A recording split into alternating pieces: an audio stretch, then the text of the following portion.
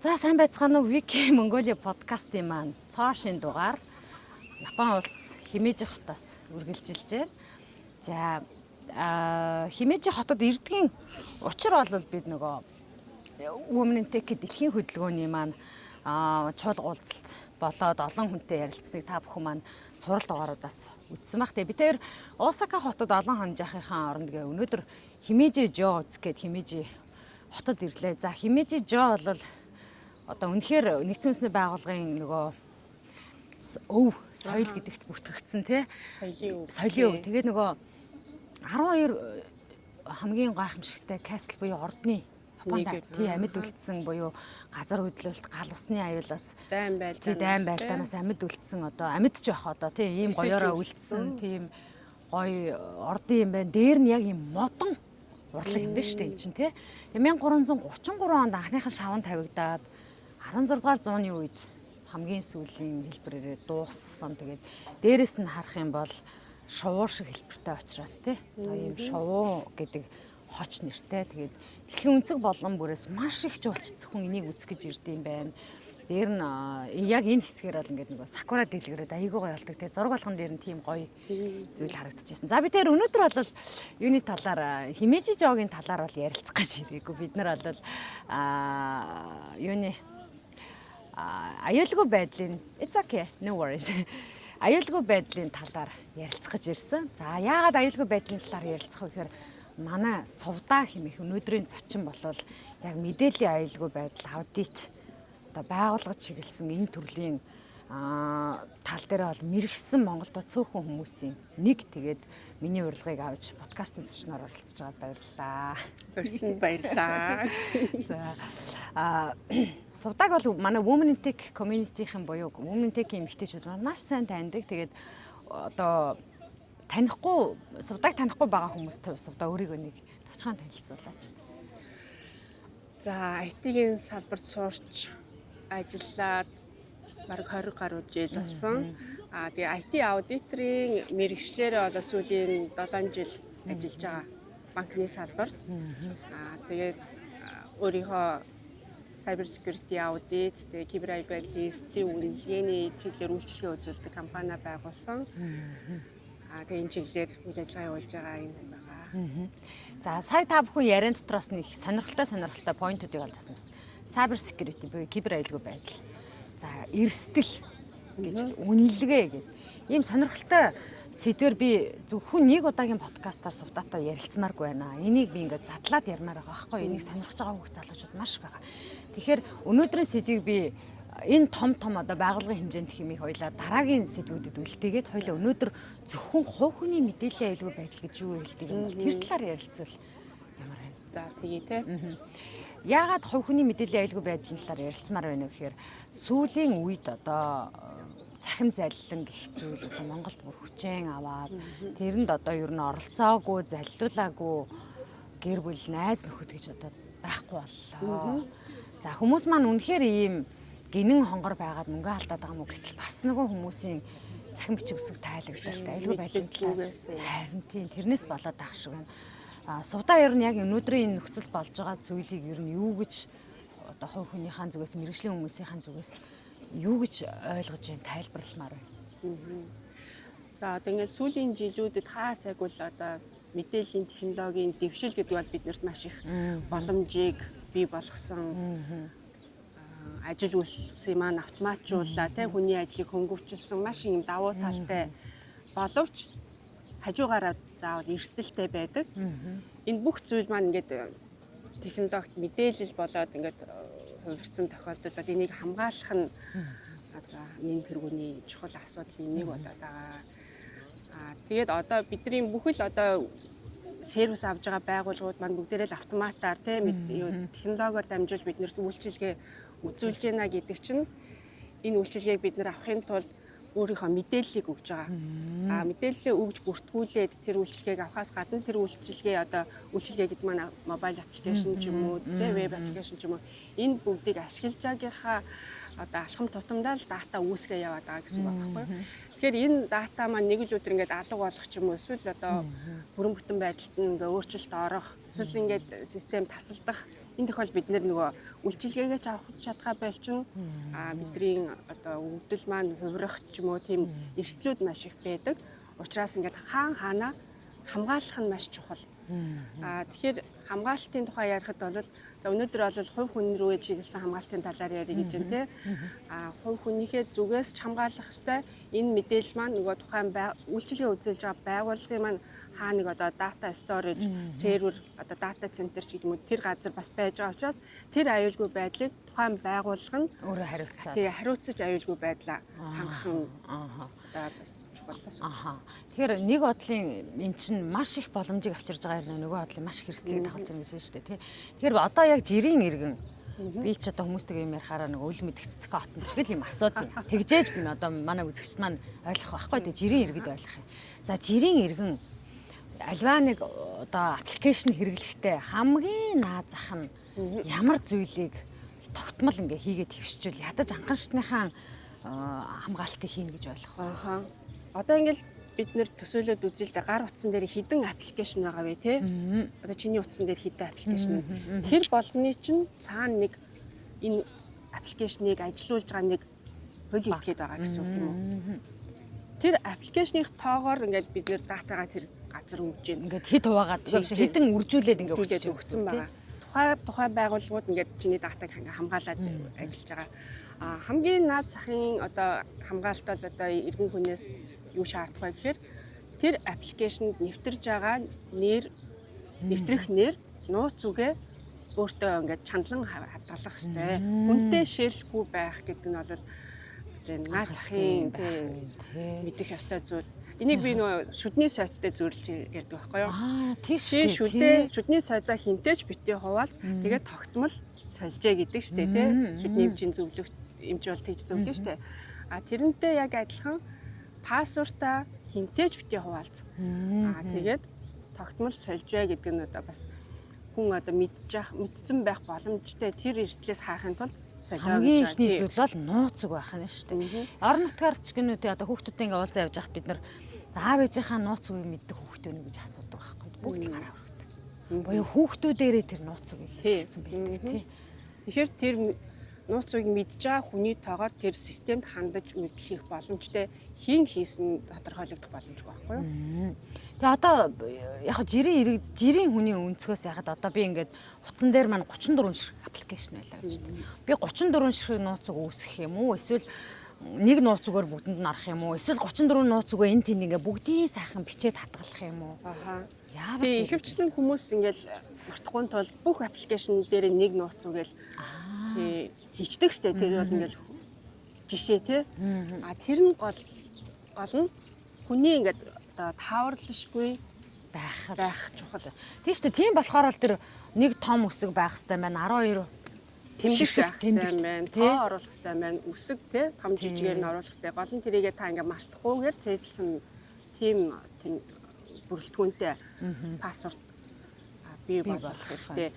Тэгээ бас нэг анхааруулах зүйл бол одоо сошиал инженерингийн ачаат гэж байгаа байхгүй юу? Тэр нь болохоор хэний ч ингээ хийж чадах тийм хүний итгэл дээр суурилж ээж тэр пассвортыг олж мэдэх тийм аргыг хийж байгаа. Ямар нэгэн техник технологи ашиглахгүйгээр одоо би чиний одоо пассвортыг мэдхийн тулд жишээлбэл чиний одоо онлайн пассворт чи юу вэ гэдэг мэдээж асуул чи хэлэхгүй тодорхой тий. Тэнгүүд чи магадгүй би пассвортаа муурныхаа нэрээр өгсөн гэдэг юм уу тий. Одоо төрсөн он сараар нь гэсэн гэдэг. Тэнгүүд би дараа нь жоохон ярьж байхдаа чиний муурны нэр хийнэ хэзээ төрсөн ингээд асууж болж тэгвэл чи бодохгүйгээр тэр чинь ингээд сошиал инженеринг яатай хүнийг нэг гиндүүлэх байдлаар мэдэх боломжтой тийм арга байна. Тийм байна. Гэхдээ ер нь дийлийнх нь бид нар кинон дээр үзээ тэрийг хараад шоолж инээдэгтэйгээ ядлах. Яг бодит амьдрал дээр бол тэгэл хүн төрсөн өдрөөрөө төрсөн газраараа эмээгийнхаа нэрээр аавынхаа нэрээр за ээлийнхтэй ээжүүд хүүхдийнхаа нэрээр том хүүгийнхаа эсвэл хайртай хүүхдийнхаа нэрээр хийдэг. Одоо нөгөө хүүхдийнхаа нэрээр салан байгуулсан байдаг шүү дээ. Яг тэрнтэй адилхан хүүхдийнхаа нэрээр Facebook хаягаа нэрлэдэг. Facebook хүүхдийнхаа хаягаар нэрээр одоо пассвортоо өгдөг чинь өөрөө одоо иймэрхүү сошиал инженеринг буюу ямар ч техник технологи ашиглахгүйгээр гиндүүлж агаад асуугаад авчиж болох хариултанд орох юм биш үү хүмүүс. Тийм. Тэгэхээр бас тэгж нэрлсэн болвол гол нь тэрийг гиндж яагаад ингээд хилчиж болохгүй л гэсэн үг байхгүй тийм байна. Бас айхтар байхгүй болохоо хатгалсан байх нь шүү тий. Ямар амар юм бэ. Одоо тэгээд үгүй энд гэхдээ яг ярихгүй болохгүй сэдв байхгүй юу. Жишээлбэл манай ээж одоо тэр нэг зовлонтой нэг ийм Монголын нэг банкны аппликейшн байгаа нэрийг хэлээд яг. Тэрэнд одоо ингээд би ээжийнхээ өнөөх нь ингээд блоклогдчих юм. Тэгэхээр заавал оч гэх юм. Тэгээ настай хүн чинь тийшээ ингээд нааш цаашаа явах нь төвөгтэй байгаа гэдэг. Тэгээ буцаага сэргэн гэхээр тэр нөгөө сэргийх процесс нь өөрөө нөгөө нэг хэрэгжилж байгаа настай хүмүүс тийм friendly буюу user experience талдаа 0. Тэгээ нөгөө ингээд ууралж ядчих хат дахиад нэг юм асуугаад байдаг ч юм. Эсвэл одоо тэрийг яаж энэ зөвхөн манай ээж юм тэр насны хүмүүс бухимдаад байгаа асуудал биш байхгүй тий. За ингэнгүү чи нөгөө хүн чинь ингээд мартуулахгүй тулд ач охиноо дуудана. Ач охиноо дуудаж авчраа за энийг сэрэг толгойтой алив хийгээд гэх. Тэгээ өнөөх нь тухайн үедээ эмээдээ хийж өчөөд эргэж хараа мартчихдаг байхгүй хүүхд юм чи. Тэгээ буцаад хөөе миний нөгөө нууц үгүй юу мэдгүй шүү дээ. Та өөрөө мэдж байгаа ш. Би тань тухайн үедээ хэлээ үзтээ гэл өнгөрдөг байхгүй. Энэ бол гэр бүлд болдог зүгээр нэг энгийн яриа. Гэтэл те үнийг ард зэт ямар их мэдээлэл. Тэр бол банкны аппликейшн шүү дээ. Тэгэхээр тэр банкны аппликейшн бас айгу төвхтэй байдлыг бий болгоцсон байна шүү дээ хэрэглэгчтэй тий. Тэгэхээр төрөг төвхтэй ямиг нухчаахаар ингээл хөвгттэй өгцөн амар байгаа шүү дээ тэр ээжд бол. Тийм учраас одоо нөгөө нэг хэрэглэгчтэй хялбар байлгах үүднээс тэр аппликейшнаа яаж зохиох вэ гэдэгээс үндэслээд нөгөө user experience гэдэг нэршил гарч ирж байгаа. Зөвхөн дизайн биш те зөвхөн харагдах байдалтай ямар биш. Хүн хуруу автоматар ийшээ явах уу ийшээ явах уу те. Гурван юм дарчихгүй юу тий. Одоо нэг юм үн төлбөргүй вебсайтууд байдаг шүү дээ. Яг ингээд PDF JPG руу хургадаг ч юм уу те. Тэгжээл яг ингээд уг нь тэнд ингээд хургаад байгаа байхгүй юу. Тэнгүүт нь download гэдэг үг гарч ирээд доор нь гэхдээ өөр юм download байдаг те. Тэгээ хүн чинь нөгөө би миний файл бэлэн болцсон юм гээд татах гэтэл шал өөр сайт руу одоо чиглүүлээд оруулаад явангуудаа тэгээ өөр юм гараад ирэнгүүт нь хүн буцаад гайхаад оронгууд дөнгөж нөгөө конверт нь явж л байдаг те. Гэтэл тэр нөгөө чиглүүлсэн сайтн дээр үлдчих хүн байх байхгүй юу. Тэгээ буюу одоо тэр чинь нөгөө мөрөд тавьдаг юм уу чи тэгж явд юм байлаа шүү дээ. Тий, одоо энэ чинь нөгөө фишинг атакын жишээ. Тий. Одоо имэйлээр нь те танд ямар нэгэн айгүй гоё мэдээлэл бүхий имэйл ирж болно шүү дээ те. Тань та одоо тийм суглаанд тэдийг хожлооч гэдэг юм уу. Эсвэл одоо урилга тий та таныг одоо ийм юмд урьж байна. Урилгаа баталгаажуулахын тулд ийм линк дээр дарна уу гэд мэйлээр нэг юм ирчдэг. Тэгэл тэрэн дээр дарах юм бол таны одоо бүх мэдээлэл тий user name, password чинь ингээ авчдаг. Тийм халдлага бас байдаг. Тэгэхээр хэрэглэгчдийн хувьд бол одоо энгийн хүмүүсийн хувьд ийм халдлагаас бас сэргийлэх нь болгоомжлох нь чухал. За ингээд пассвордын асуудал их чухал юм байна. Пассворд бол бүр ингээ болохгүй бол чамбай нэг газар одоо бүр ингээд ягштал сайхан энийг ингээд нэг юм дадал болгоод за энэ дээр би нэг юм пассворд мэргэл за энэ бол нэг юм сургалтын орчин юм энэ бол банк санхүүтэй холбоотой юм ч гэдэг юм. Эсвэл хүүхдийн сургуулийн аппликейшн гэдэг юм ингээд нэг юм зэгслээд авчих юм. За тэгээ дараагийн асуудал. За одоо пассвордаа мэдчихлээ. За янз бүрийн одоо хуурамч мессеж одоо саяхан шиг тэ ирж байгаа мессежүүд мэйлийг хуурамч хэсгийг яаж мэдэх вэ? Одоо энгийн ингээд баг монгол хүн хичээгүй нь мэдгэхээр Google орчуулгатай юм. Одоо л Google орчуулга амар болцсон шүү дээ яг үнэхээр тий. Ингээл ирэхэд хүмүүс хууртаал мөнгө өгсөн байгаа байхгүй. Энийг одоо яаж таних вэ? Одоо тэгэхээр тэр энэ дээр дарна уу гэсэн тэр линк нь л ер нь бол ямар нэгэн одоо Amazon.com гэдэг юмны линк явуулах гэж итгүүлэхэд Amazon гэдгийг одоо нэг үсгийн юу ч гэдэг Amazon ч гэдэг юм уу тий. Тэгж бичээд тий нэг үсгийн ингээл өөрөөр бичээл шал өөр линк руу дагуулж авчиж байгаа байхгүй юу? Тийм байж. Одоо нөгөө өгөөш өгөөд юм тий. Алуу ингэж чигээд байгаа. Тэгэхээр айгүй хэрсүү байж тэр линк одоо яг үнэхээр мөн үү? Тий их сурвалж сорс нь муу юм уу биш юм уу гэдэг дээр хэрсүүл хандах хэрэгтэй гэсэн. Тийм шүү дээ. Манай бас нэг дээхэн ч хот сайхан да. Нэг банкны одоо их олон хэрэглэгчтэй банкнаас бас мэйл очиж гэн гэдэг нөгөө нэг үсэг нь буруу тий. Тэгээд нэг мэйл яваад байсан тий. Тиймэрхүү атакууд бас айгүйх явдیں۔ Тэгээ хүмүүс чинь тэр олгон энэ нь халдлага байж магадгүй тий. Ялгахгүй тэгээд нөгөө тэр нь өөрөө энийг ялгах ёстой гэдгээч тий ойлгохгүй байх шиг байна тий. Тэгэхээр за ингээд хэрсүү зарим нэг хэсэг хүн байж болно тий. Дийлэн хүмүүс бол тэрийг бол мөн үү биш үү гэдгийг шалахгүй зүгээр л итгэл дарчиж байгаа хгүй. Тэгэхээр энэ нөгөө мэдээллийн аюулгүй байдал гэдэг юм дээр хүн болгоно нөгөө awareness гэдэг юм маш чухал мэдлэг мэдээлэл өгөх тий. Кибер аюул байдлын мэдлэг олгох одоо сургалт ч гэдэг юм уу тийм ер нь мэдлэгтэй байх нь компанид ажлыг л явуулмаар юм байна. Тэгэхээр ер нь байгууллагуудын хувьд ингээд ажилтан болгоно тогтмол ийм сургалт мэдээллээр хангаж сургаж тийм одоо бас тийм процесс үйл ажиллагаа заавал байх шаардлагатай байдаг. Одоо ингээ мэдхгүй ингээд тэр хүмүүс чинь ингээд дараад орчлоо гэдэг чинь. За энэ нөгөө дарж ороод байгаа гол шалтгааныг бол би яхаа ингээ зөндөө олон хүмүүсээс ингээл тэд нар чинь ингээл миний зургийг ашиглаад хуурамч аккаунт үүсгэл ингээл бөө юм болол тэд нар чинь зургаар намайг хөөгөөд ингээ олоод буцаад хандаал за ингэ сайхан одоо чиний зурганд л одоо найдаад ингээд мөнгө өгчлөөч гэдэг юм уу би одоо миний зургийг хаана хэн хэрглэж аваа яаж мэдэх вэ те. Тэгэхээр тэр хүмүүсийн ерөөсөө тэр холигтуулаад байгаа одоо цахим гэмт хэргийг хохирогч болоод байгаа цаад сэтэл нь өөрөө мөнгө олё гэдэг сэтэл ахгүй юу?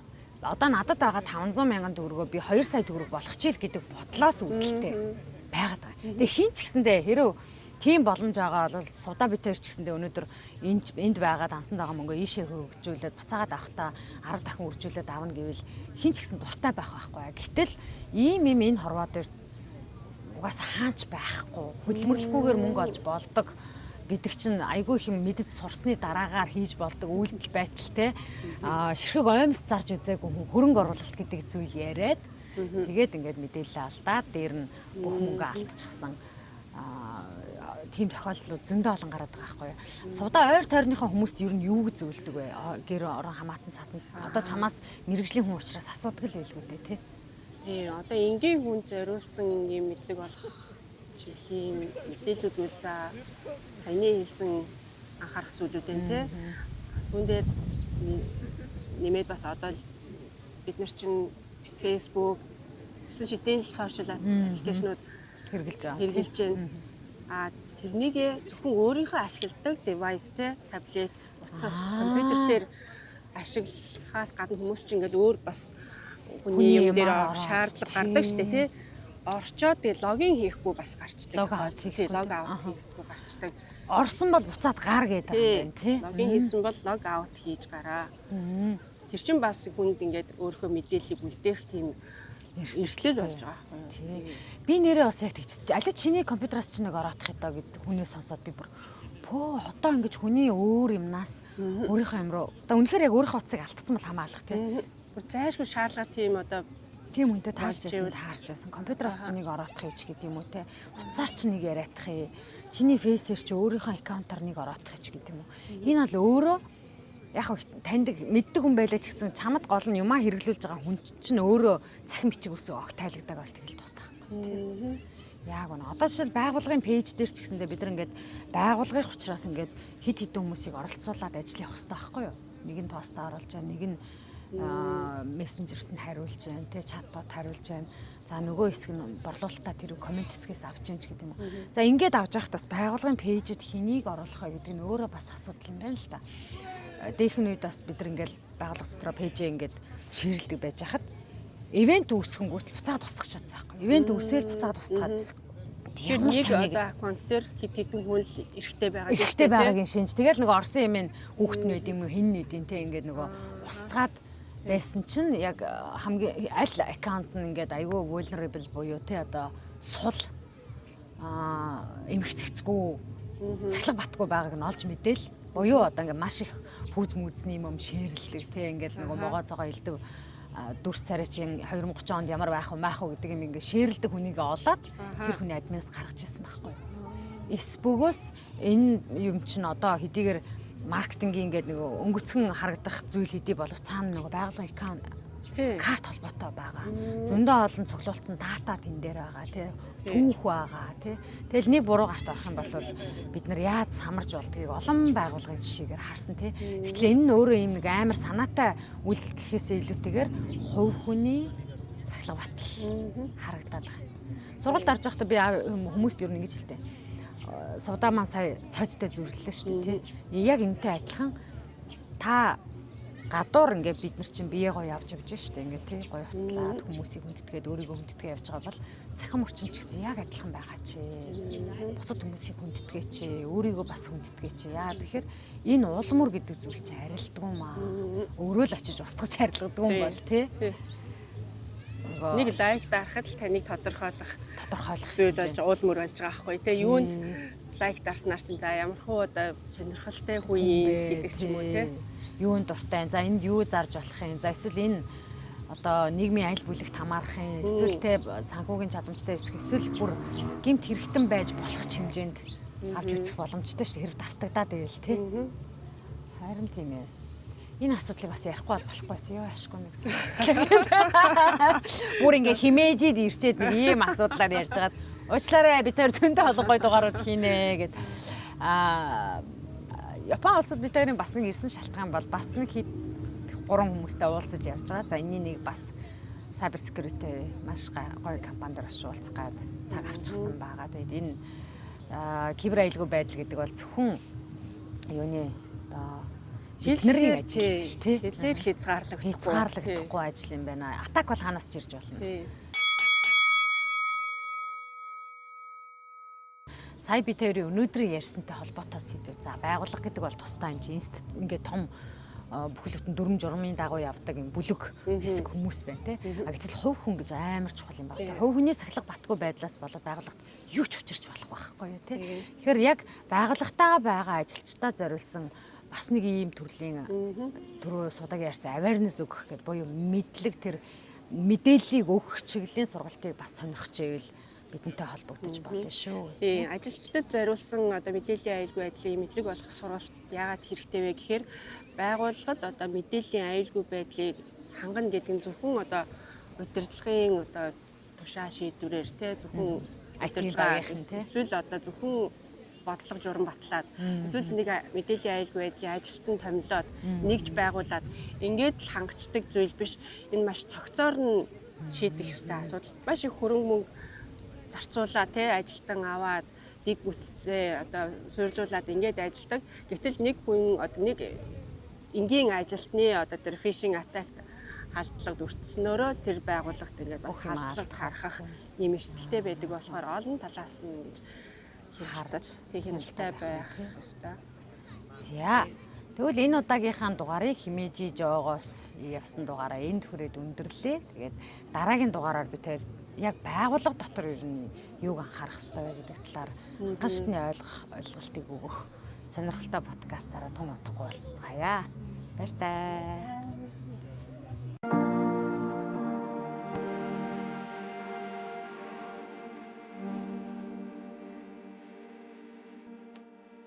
Сайн байцгаана уу? Мэдээллийн технологийн Infosoft сургуулийн хамтран үүсгэн байгуулагч нэг сайхан байна. Мэдээллийн технологи дэлхийд дахинаа маш хурдтай хөгжиж байгаа. Энэ маш их хурдтай хөгжиж байгаа хөгжлийг дэлхийд дахины хүний нөөц, Монгол улсын хүний нөөц гүйцэтгэх хэмжээнд ирсэн.